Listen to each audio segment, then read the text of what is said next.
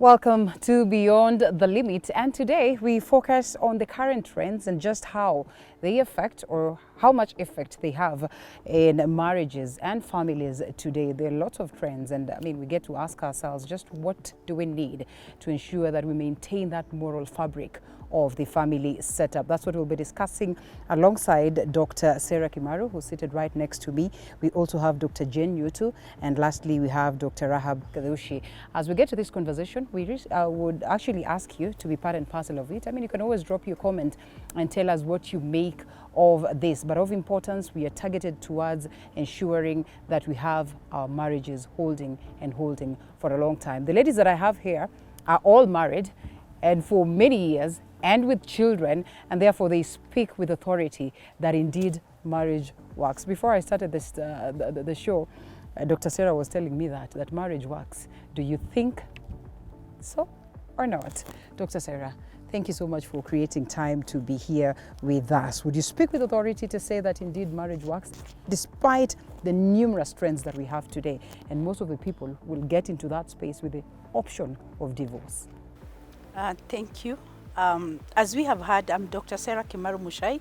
Mushai is my husband's name, and I've been married to him for 25 years. And I'm here to say confidently that marriage works. And we say this is working because we were determined that it has to work. Yeah?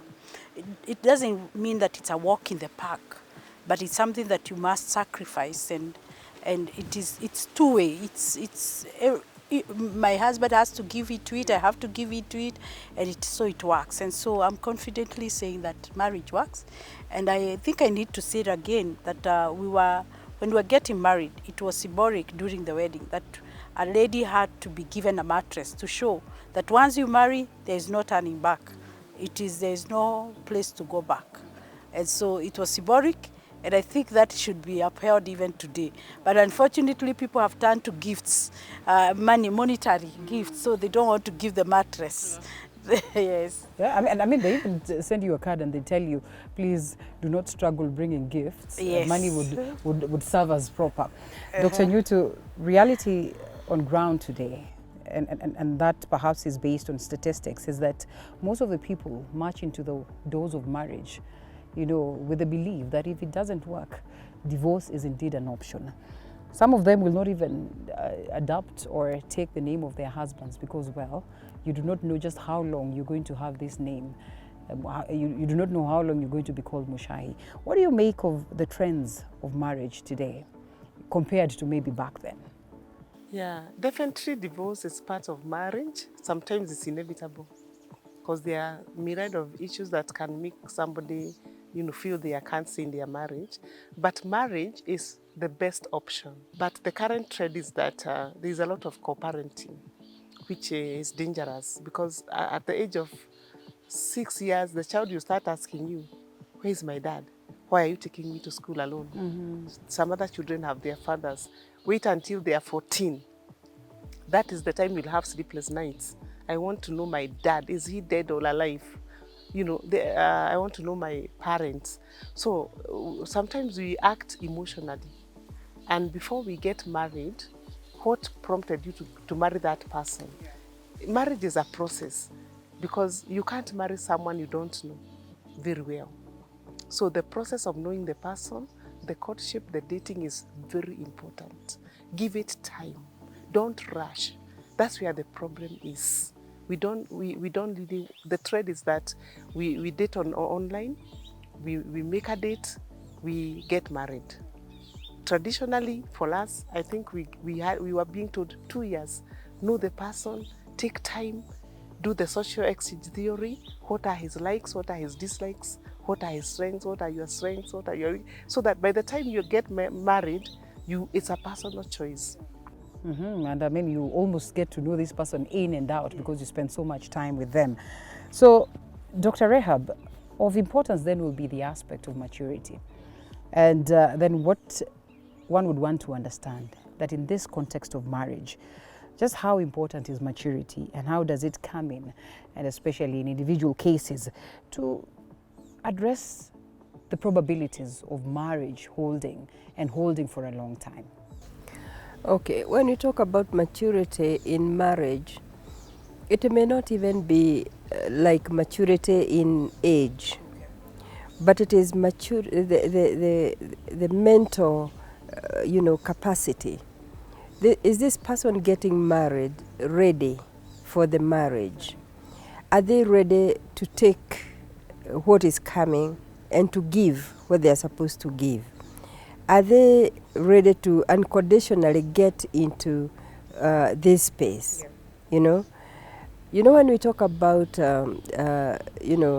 maturity, we are saying that this is a person who is giving their all, ready to get into this space. They have made up their mind. This is the option that they have chosen with a sound mind. And How do you assess your readiness and perhaps the readiness of your partner? like I have said, it's not about age, but it is about purpose. You know, it's about this journey. Are you ready for this journey? You know, are you emotionally and physically and cognitively prepared for what you're about to take? So it is about the readiness, to get into this space. That is what maturity is all about. You are not getting into this because your friends are also getting married or your age mates are getting married. You are getting married because you know that when I assess myself, I know that this is the journey that I want to take, and this is the person that I want to go this journey with. And you make up your mind, sound decision, that this is what I want. All right. Quickly, I take it back to Dr. Jane. When we're talking about readiness, are we speaking of specific skills, like, for instance, emotional, financial, interpersonal, and of course, how do they contribute then in this sense towards making sure that a marriage then works and stands?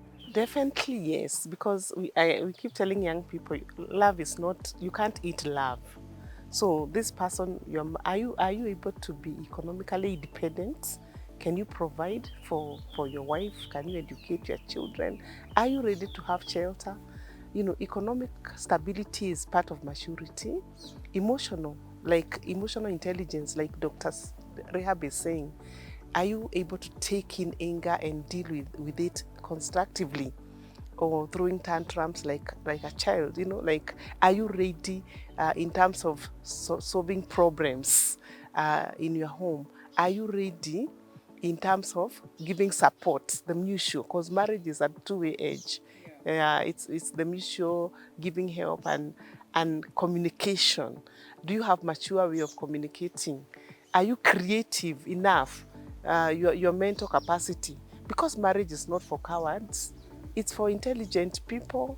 It's for people who exactly know what they want and they are ready to go for it, not wavering in terms of circumstances. You are able to get to the journey and see it to the end, unless there is now maybe physical abuse or other forms of issues that come in. As you walk the journey, and we're going to come back to that. But just how important are the cultural, economic, and social factors, and how they get to influence the decision to marry? First of all, to decide, and then second of all, to stay. Because it's one thing to decide that I'm getting married. It is another to stay. I tend to think that those factors really highly influence even the lifestyle you get into once you get married. One, I should say that the processes that are involved, like cultural marriages, which we should all get into, so long as you are from a certain ethnic background.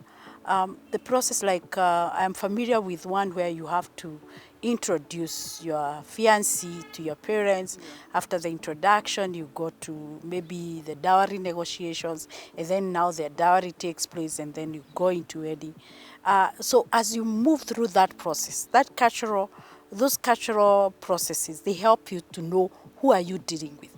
Who is this? How patient is this person?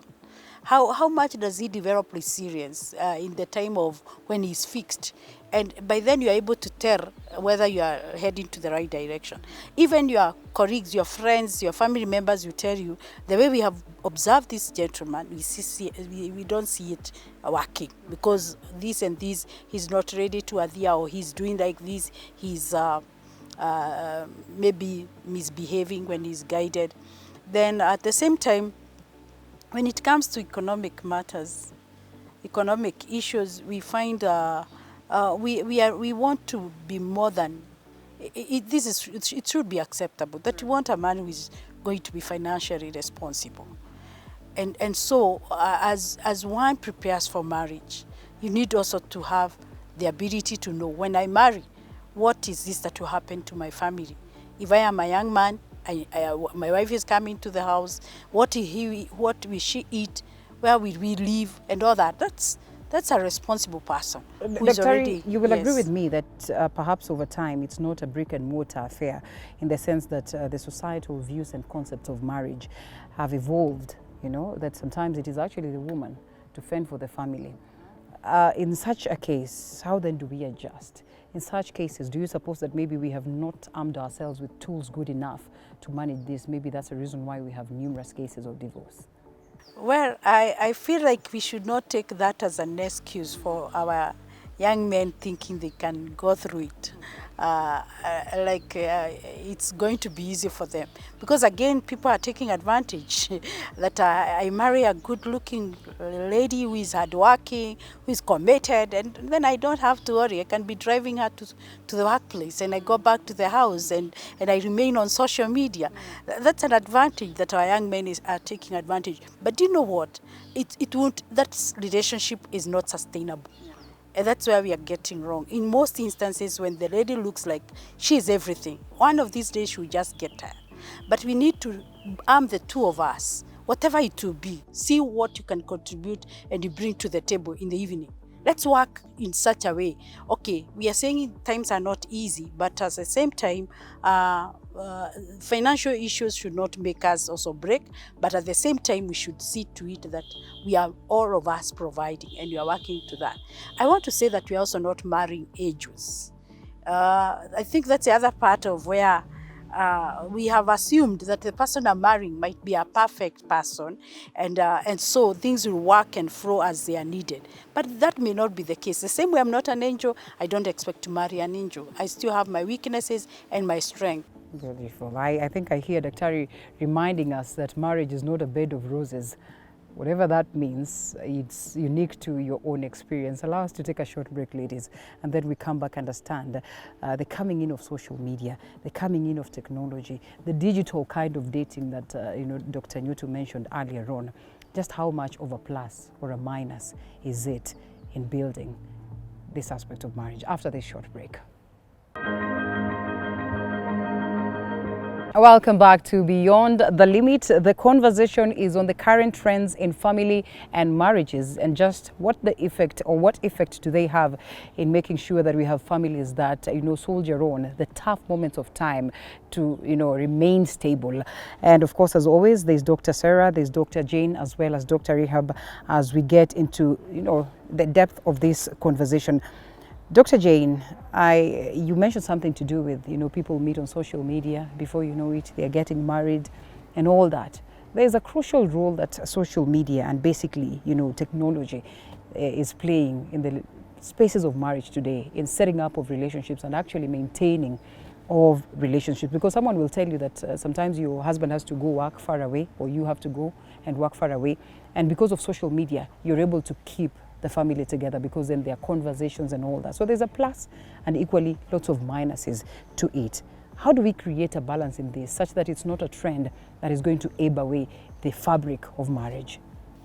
Yeah, we are in that era of social media, which is very important. Actually now, artificial intelligence, and it is good. We have to embrace, because the globe has now become a village, and we are in it. So there is a lot you can learn about marriage from the social media, and many people have improved their living, the nutrition, relationship, just by watching other marriages and all these kind of things. On the other hand, it's a danger. There's a lot of exaggeration. You find too much is being exaggerated, copycats. People want to style up with what is happening in the social media, which is hurting the marriage because you want to stay that way, like what you are seeing there, which is not real. It's unreal. It's not true. It's acted. So it's important to strive for reality, in as much as social media is useful for communication, for updating, for enhancing your knowledge. It can also be destructive, especially when people start abusing the media, like through watching pornography or following up your spouse's phone, every detail, where they are, whom they are communicating. And this is bringing a lot of disruption in marriage, a lot of separation, quarrels and conflicts. So people need to balance how the social media game is. But this doesn't mean that people should continue cheating on social media. But there need to be a lot of education about marriage and social media. Yeah. I am tempted to ask whether you clearly cannot advocate for people to check on the phone of their partners. You'll keep being hurt all the time. You will be hurt. You'll be. It's like onions, they say. You will cry every other time. But is it not safe as well to just get to know the devil that you're dealing with or the angel that you're dealing with? It's safe. It is Yes. safe. So sometimes, once in a while, no harm in doing that. It's a two-way coin. It is a two-way coin. But you can purpose. You can purpose? You can purpose. Uh-huh. Because even after you know that which is in the phone. Okay, what did so you do? what? So what? Hey. So what? Well, so what? That's basically the question you should be asking yourself. Let's talk about the 50-50 trend that is so common, today. That you bring on the table 50, I bring 50. I wash the dishes, you cook. I do this, you do that. There's an element of this that is being adopted so much so with the young couples today. Is it a healthy way of running a marriage? Let me say that this idea of 50-50 maybe for our generation is quite foreign. Yeah. We have borrowed quite a bit from the West and we have brought it to our culture.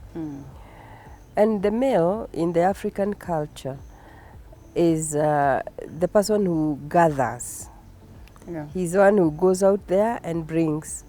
And if he's the one going out there to bring, then the culture dictates that the wife receives and cooks and all that. And that has come maybe up to this far. However, we are in this era when both the male and the female are working. Maybe you are going to work in the morning together, coming home in the evening together. Sometimes maybe the wife is going to school in the evening, like we have evening classes where I work, and the husband comes home. Now, instead of making it a rule that it has to be 50-50, Right. why doesn't this couple agree? Now that you have come home earlier, and my work dictates that I work maybe later into the night, isn't it okay if you would be feeding the children while I work evenings? It's a matter of just the two of you agreeing. Yeah. We can do this, you can do this.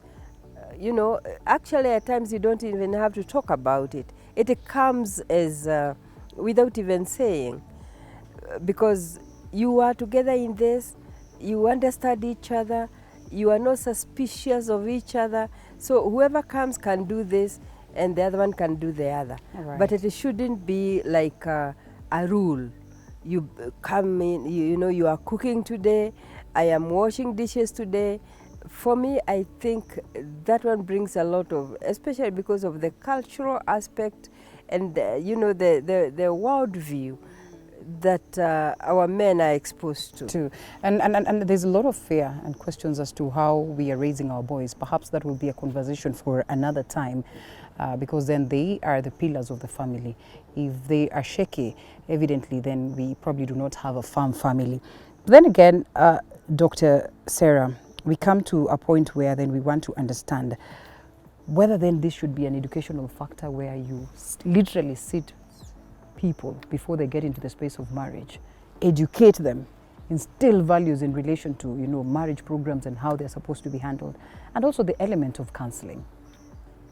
I believe so, because some time back we had the issue of gender and how much it was being put in the syllabus and curriculum, and you'd speak of only the boy child, everything was he. And when now everybody went speaking about how we have elevated the boy child, and we see like they are the most capable people, in a way it has been modified. There are some few amendments that have been done within our curriculum to accommodate now the girl child, and to show that they are also important. So is the same. If we do this and bring out the issue of marriage and families within our curriculum across everywhere, you give examples of a marriage that works, you give an example of a man who is responsible already, who is able to keep their marriage, like the way we talk about Proverbs that one all the time. If all those elements are inculcated or included within those curriculum and syllabuses, I believe we shall bring healing to our community and our society. Is that to acknowledge that, or perhaps, you know, say that we lag behind in that line, in the sense that, you know, we really do not have so much of this material out there for the... You know what is happening? We have put so much into the education such that our children are having lesser time with the parents. Okay. So they are more in school.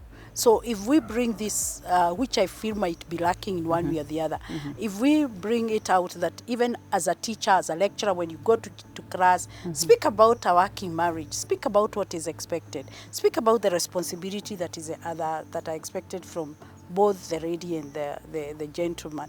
And then I think, and also I will not leave out the church. It's also a key factor where we keep on speaking of what is expected all the time. I think with that we can bring out sanity to the real marriage as it should be. All right. And also we be ready to accept of the changes that take place. Transition is key, that I've left my parent, you have left your parent, and now we are here together. Okay. So let's make our marriage work. All right, and we're also going to come to that aspect of striking a balance. But Dr. Jane, as a counseling psychologist, just what is the essence and the importance of premarital counseling? And just how much of a role does it play in making sure that one assesses and fosters maturity in couples before marriage? Premarital counseling actually plays a big role because it broadens the perspectives. When people fall in love, they are blind. You know, love is It's blind. literally that. So they don't see the But when you look at some of these affairs, then you can almost tell that the really shortcomings. it's a blind Yeah, game. they are like the shortcomings are under the carpet. When you go for premarital counseling, the counselor will help you now to dig deeper because they go deeper. You peel the onion. What is life? What is marriage? What is expectations from the family, relatives? You know, the broader picture about marriage. It's not just the two of you. Marriage opens a Pandora's box of many other things. Right. And that's what you learn now during the premarital counseling. It's a syllabus. It is not a quick fix because sometimes couples go for an hour and then we were done with premarital counseling. That is not premarital counseling. Okay. It's the tip of the iceberg. There should be a lot of campaign about proper premarital counseling. You learn a lot when children come, when children don't come. We have marriage without children. What will you do? Will you divorce? Wow. When one spouse falls sick and you knew they were strong all the time, will you go because now they are no longer the same? Maybe there is an accident and now the shape is different. You know, there is a lot that people need to know about marriage because it's about keeps. Wow, it's for keeps. And so here we are. How can one then get to strike a balance, first of all, between the desire for immediate fulfillment, because there is that, and also the long-term commitment that is actually required in marriage? One thing that a couple needs to maybe come to terms with is that every marriage is unique. And, you know, it would be quite an error to fashion one's marriage, you know, like so-and-so's. it's good to understand that this is my marriage. I am the one responsible, and I want this marriage to work. So what I think is important is for the couple to sit down and put down their goals. What are their goals? Short term and long term. Right. What do we want to see in this marriage? You know, what do we want to see with our children? How can we achieve that? What is our goals presently? What do we need to do so that we can satisfy our marriage? Yeah. And it is good for the couple to know that now, because they are one, they can make these goals together, you know, so that they can be able now to work towards them together. So they do the long-term goals and the short-term goals so that they are clear what they want to achieve in the near future and also in the future to come. Right. So for me, it is goals. Yeah, Okay. proper goals. Beautiful. So we're about to close this, and maybe in 30 seconds, I'll request for the Daktaris to give us their parting shots. But even as they say this, there's not a single moment I've had a conversation about marriage and the element of communication was not mentioned. And therefore, I realize that this is a current and a constant trend when it comes to the face of marriage. Just how crucial is the aspect of communication and conflict resolution, and, you know, attaining these skills as a factor to ensuring that we have marriage that is mature and, of course, successful for that matter. I should say that conflicts are inevitable. So long as you are two of you, whichever place, there has to be conflict at one time or the other. And to me, I would feel like I need to tell the young people out there, the key thing is forgiveness. As much as you shall get into a time you can't agree, and you are in that kind of disagreement, you know, where you feel you need to listen to each other and get to know where the problem is, there must be the spirit of forgiving each other. And if that is brought out in every conversation, I think it's possible to see a future of any marriage. Yeah. All right, Dr. Ari. Yeah, for me, I think conflicts are very important. That is the time you know the true colors of your spouse, because now they display their everything on the table. And for mature couples, they survive the conflicts. For the weak couples, they dismantle their relationship.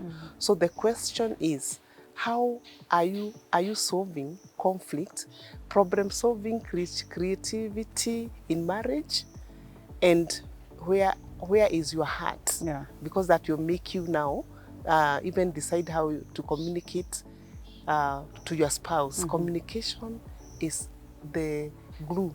It's everything. The good, the bad, and everything on the table. Wow, beautiful. Is it true when they say that you can never get to know them, no matter how many years you stay together? And have you seen that book that is this big of understanding a woman? The blank pages. Women are very tough to be understood. We are from two different worlds, the Mars and the Venus. It's true. It's true. But in marriage, there's a way people just learn how to communicate. Right. Even the non-verbals, you are able to decode them. This one is saying yes. As we sum it up, Dr. Rehab. In a marriage, if there is no conflict, somebody is pretending. There's somebody who has not brought out their true colors. They are wearing a veil. So it is okay. Actually, it is good when conflicts come, because that tells you that we are healthy and we are doing our marriage properly. And the best thing now is learn to handle conflicts, because they are necessary and they are important. Nice. Thank you so much, ladies. Dr. Rehab, who was the last speaker, as well as Dr. Jane and Dr. Sarah. When was the last time you cheered? Is it to cheer? What is to cheer? Yeah. When was the last time you did that? Let's cheer to, you know, marriages that will work and last long and forever, right? Yeah. Cheers to marriages that will last long and forever. That's what we had for you on this conversation about family and marriages. And as you've heard from the ladies themselves, indeed, marriages do work. It is just you and your spouse committing to making it work. My name is Linda Lela. I look forward to see you again on the next episode of Beyond the Limit. It's a wrap. Thank you. Thank you. Thank you.